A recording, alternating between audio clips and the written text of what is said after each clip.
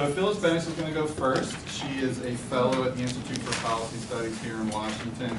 She's going to mostly talk about what's going on in the region, but also her assessment of the movement and kind of where we are. Stephen Miles is the coordinator of Win Without War. Stephen is going to talk more about kind of the political situation, the legislative situation, but they're both very plugged into the grassroots movement and can also address media and messaging and what our priorities and needs are as a movement in tackling this new war, which I know is very difficult for all of us to struggle with. So Phyllis is going to lead us off first, 15 minutes. So, not to put too fine a piece on it, the state of the Middle East is not strong. The state of the Middle East at the moment sucks. Things are really dire today. Today is the 4th anniversary of the uprising in Egypt, perhaps the most hopeful moment region-wide that we have seen in a generation. And yet today Egypt is disastrous.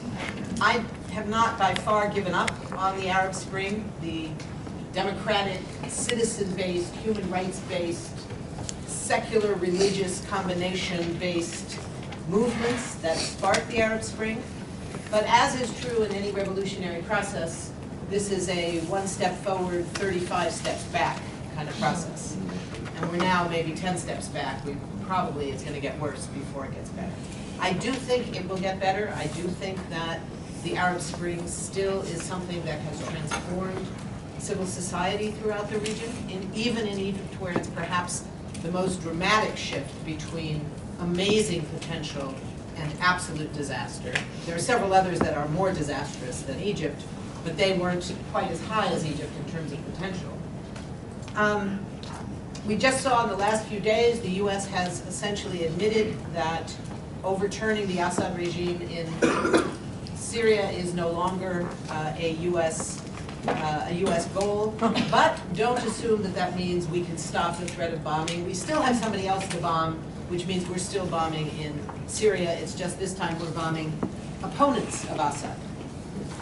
The war continues. We did hear in the State of the Union President Obama talking about how his goal included ending the wars in Iraq and Afghanistan. But in fact, the U.S., of course, is sending troops back into Iraq, is now bombing Iraq and Syria. The drone wars have escalated. Obama has gone far beyond Bush in terms of where drone strikes are regularly being stopped. And the numbers of people in wedding parties in both Afghanistan and Pakistan being killed by U.S. drones continues. Some things never change. So the global war on terror is actually expanding and is not diminishing. The commitment to close Guantanamo seems to have a whole lot to do with the Tuesday morning meetings at the White House. You all, I think, probably know about the Tuesday morning meetings. Those are the meetings known as kill meetings. That's where top staff meet with the president and go through the list every week to determine who's on our kill list this week. Who do we get to automatically kill if we think, so far it's all men, that he is somewhere, we can just kill him. And if you don't arrest him and put him in one of the black prisons, black holes, they used to call them, of the CIA, for torture and interrogation, and then send him to Guantanamo Bay, if you just kill him, it makes it a lot easier. So closing Guantanamo Bay may turn out to be easier in the next 6 months if they can get rid of maybe 20 people. The numbers will be down low enough that the per inmate cost, the per detainee cost at Guantanamo will go up to somewhere around $5 million per year per detainee. And it may be that there will be enough of an outrage purely on a economic basis, not on a right now it's about $3 million per year per detainee, but if they can get the numbers down, the per inmate cost goes way up because of the cost of running the place. And finally, we just heard from President Obama, again, this isn't new, but it was reiterated at the State of the Union, that he wants a new authorization for the use of military force. I'm going to leave it to Stephen to go through the details of that, but essentially what he's saying is, I had plenty of authorization from the old authorizations from 2001 and 2002, but you know what, I'd sort of like to get rid of those and get a new one, just for the hell of it. It clearly hasn't stopped him from relying on the earlier ones to go to war, but this is this is where we are. In Iran, I think you all talked about Iran yesterday, so I'm not going to go there. But the bottom line is what we're dealing with here is kind of a level of American exceptionalism on steroids. You know, this is the whole notion that the view of militarism, the view of the U.S.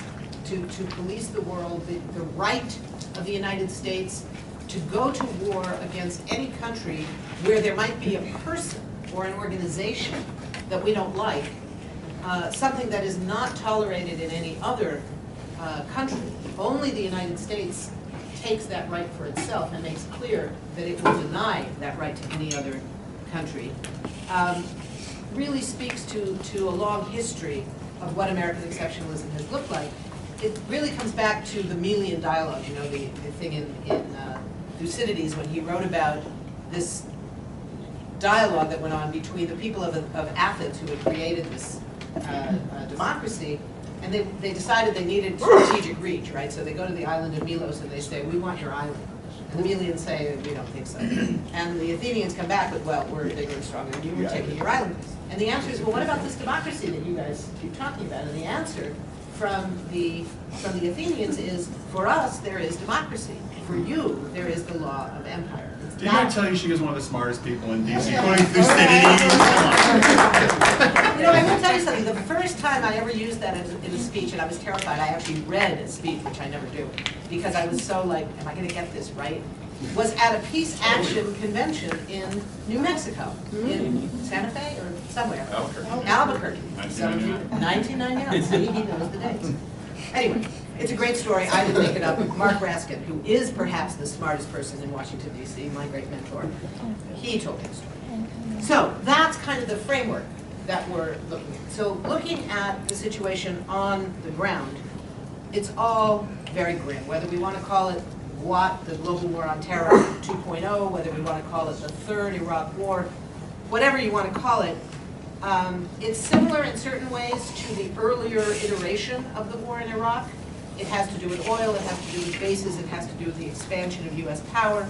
It reaffirms U.S. empire, but it's at a moment when the U.S. doesn't have quite the same level of influence and power to use with the same level of ease in the region. In the region, one thing that we're seeing, which is not something I'm going to get into in detail, but is something just to keep in mind, overwhelmingly opposition to colonialism, colonial aftermath, foreign intervention, Western encroachment, the opposition to all those things is taking an Islamist form. That doesn't mean that there are no secular, democratic, human rights-based groups and movements and people. There are plenty of them. But the dominant thread is Islamist, and overwhelmingly the military challenge to U.S. military intervention is taking an Islamist form. In those areas where secular forces are trying militarily, they are absolutely failing, and they are being taken over by the Islamists. That has a lot to do with the failure of earlier scenarios in the region. Arab socialism largely failed. Arab nationalism largely failed. Pan-Arabism largely failed. All of these things, Nasserism, all of them failed to create that challenge. And so what we have is Islamism at this period, and that's much harder. Please turn your phones on. That's much harder to mobilize, because it's something that the U.S. has grabbed since 9/11 as the strategic threat to the United States in a way that it was much harder. Arab nationalism, it was harder to claim that that somehow threatened the U.S. directly. Islamism, it's not so hard if you want to make those kind of arguments to say that it's a direct threat to the United States. So that's the regional context that we're looking at. A big difference, Obama is not leading a neoconservative warmongering trajectory of what he wants to do. That matters a little bit. It doesn't matter a whole lot. It certainly doesn't matter at all on the ground. It changes how we do our work a little bit, that the White House is not the central venue for this kind of warmongering the way it was under Bush. And the military is not eager for a lot of these initiatives. But the rationales have not changed too much. U.S. security, access to oil, the whole range of questions. The issue of bases, somewhat less important now than it used to be, and that may be something for us in the longer term to be looking at, the movement, the global movement against foreign military bases. Perhaps it's been in hiatus for several years. Perhaps this is a moment it can be rebuilt.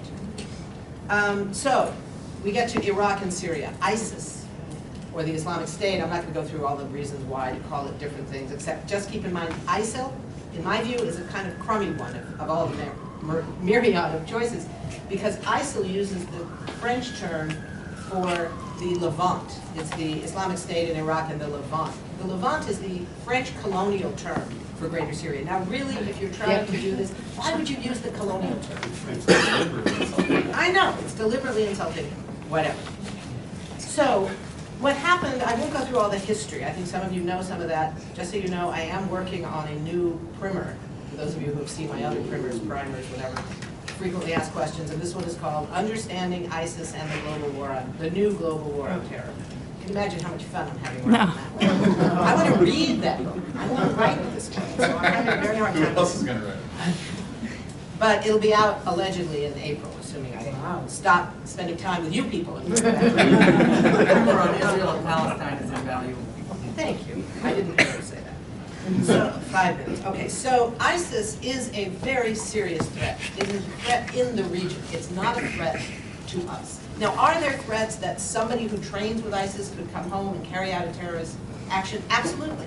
Terrorism is a threat that you can never get rid of.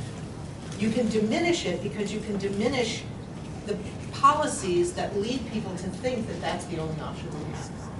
And that's not so easy to do. The key in Iraq, why is ISIS so powerful? Why was it able to essentially defeat the Iraqi army, which is huge, 350,000 troops under arms, trained by the U.S., armed by the U.S., and paid by the U.S.? Why was this little band of whatever able to just wipe them out and they just sort of dropped their weapons and fled? It's because they don't work alone.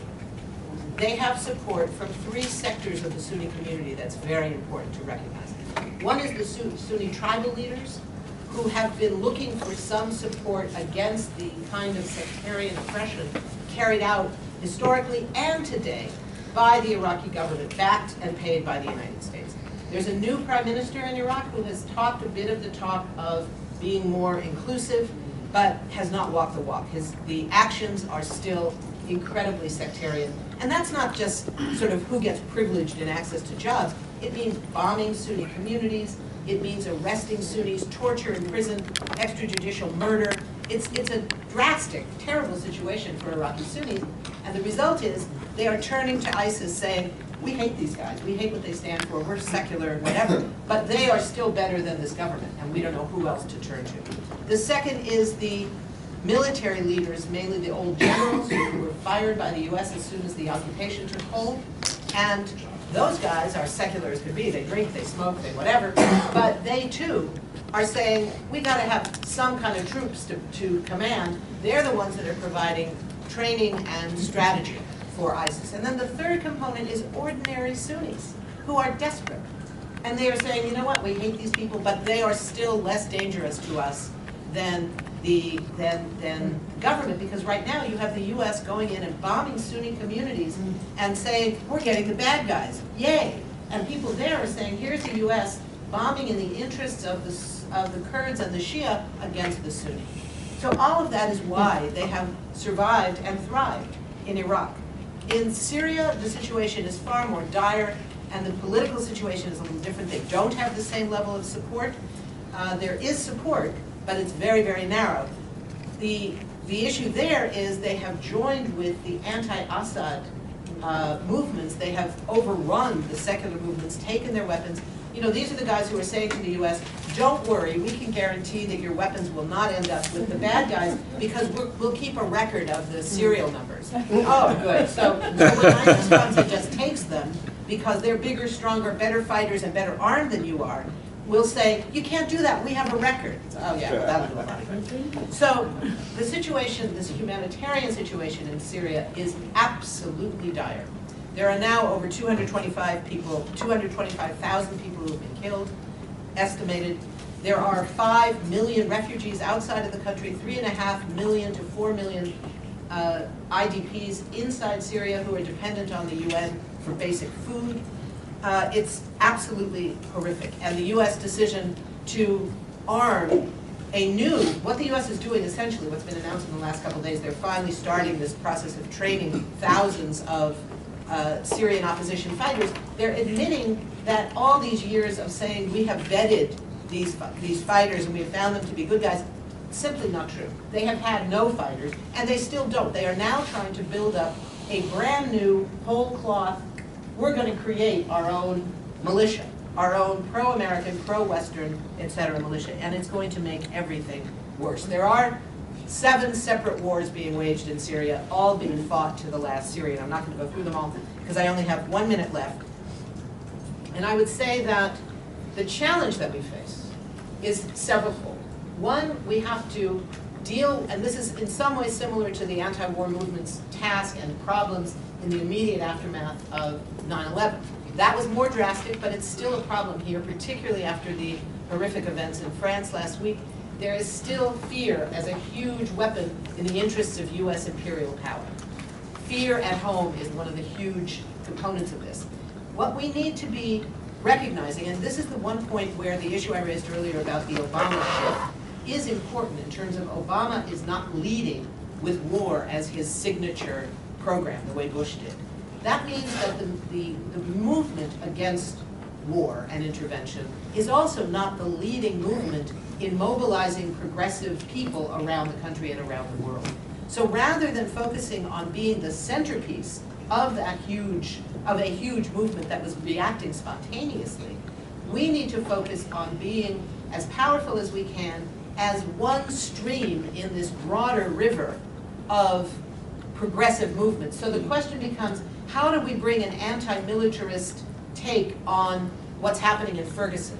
How do we bring the cost of war to the economic justice movements that are rising and that are the centerpiece of progressive movements around the country?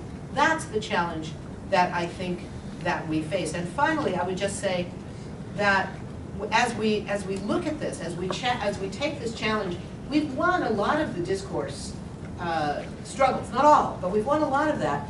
We have not gotten close to changing the politics of it. Yes. So the challenge is to challenge our flawed, broken democracy so that when public opinion changes, it actually has some impact on what politicians do. We build on the shoulders of those movements that have existed before. Our movement today is built on the shoulders specifically of the movement of February 15, 2003, the day the world said no to war, when it was the centerpiece. But it's also looking at what happened in the Arab Spring and around the world, that we're part of those movements too. So let me stop, and the rest will be questions.